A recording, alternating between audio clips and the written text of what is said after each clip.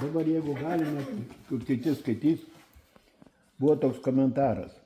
Kažkas nufotografavo į tą vidaknygę, nufotografavo briedį ir rašo, stovi briedis pasiklydęs. Nu kaip jis gali pasiklysti, jis jogi tam visas gyvenimas. Tai taip parašė kažkoks miesčionis, kuris niekada nebuvęs niekur laukuose. Briedis yra girių karalius, jis nepasiklysta giriuose. Bet man vis tiek klausimas, kaip gimė, konkrečiai apie tą eilėraštį, kaip gimė jis? Bet taip ir gimė. Iš ko?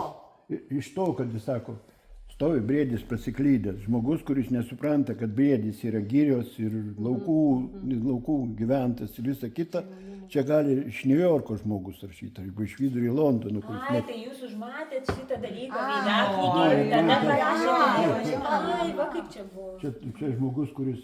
Nes aš supratau atvirkščiai, kad pirmą parašėte jo. Aš irgi. Aš į tą, kaip pasakyti.